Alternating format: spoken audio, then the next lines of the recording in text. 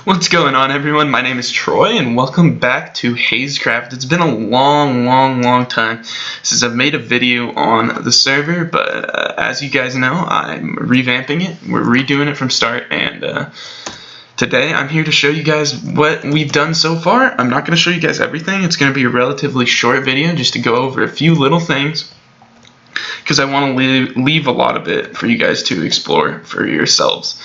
But first things first, we're here at New Spawn. It's pretty great. The builders have been doing a real good job on it, and as you can see, we do have custom world generation, so all this stuff, with the exception of the buildings and everything, spawns naturally throughout the world, and I'll show you guys a little bit more of the biomes a little bit later. But the first thing I really want to go into depth to talk about is the leveling system, which, if you haven't noticed, at the top of my screen up here, there's a huge thing that says current level 22.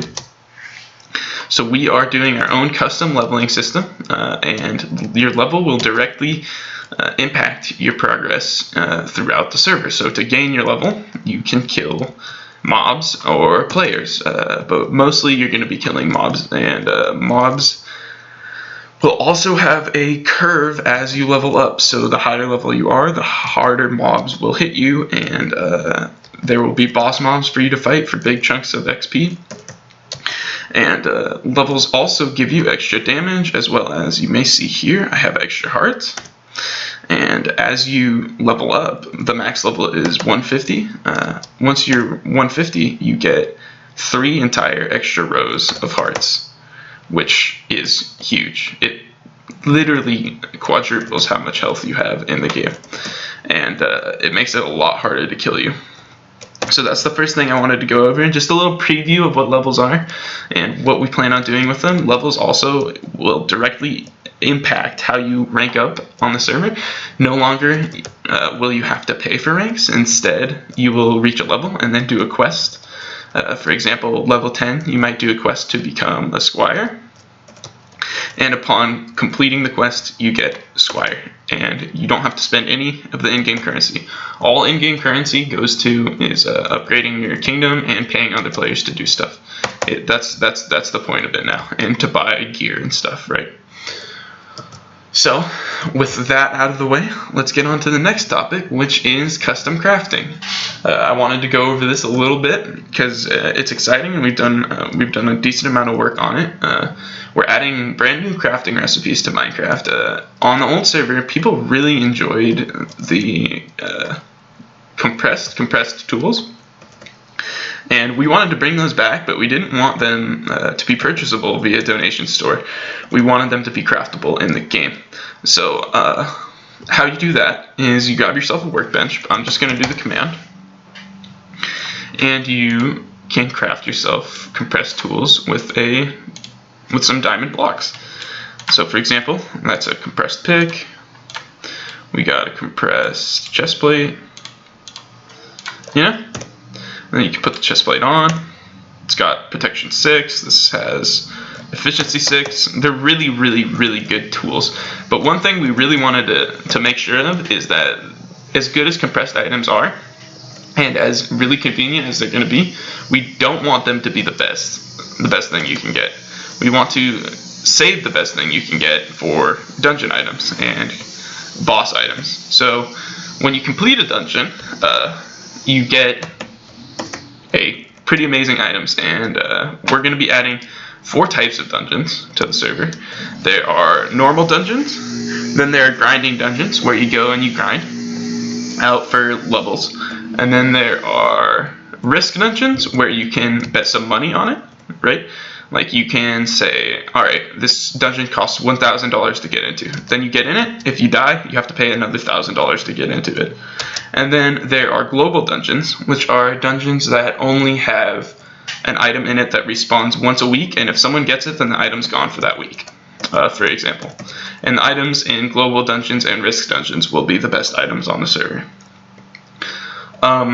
There will be many more custom crafting recipes, and we'll have a total guide to it available for the players, but that's to come. We'll show you guys that when the server releases, and after a few months as we add more and more content to it.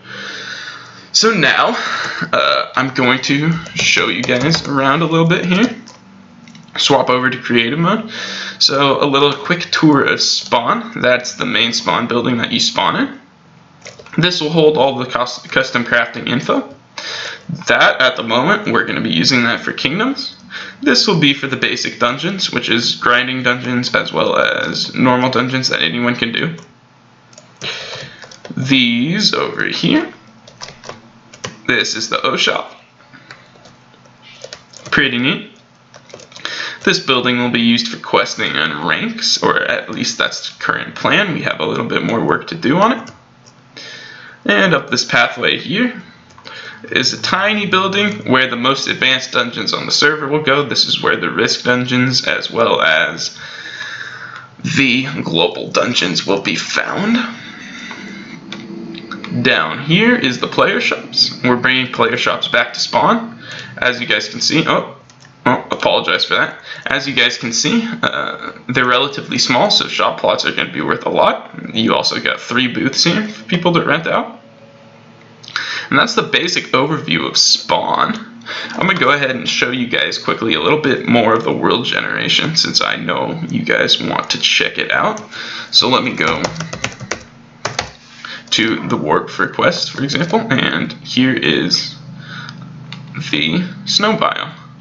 So all this 100% natural, right? Is some pretty crazy stuff, and I don't want to show you guys too much of it because I really want you guys to explore it for yourselves, because there's like 15 plus crazy good looking biomes for you to explore, and depending on what type of kingdom you're going to want to run, you're going to want to look for different ones. See, over here is the start of a canyon biome. These are just nuts, right? So one last thing I want to show you guys before you go is what the leveling system looks like when you're actually leveling up. And yeah, so let me show you guys that. First things first, I'm going to craft myself a compressed diamond sword.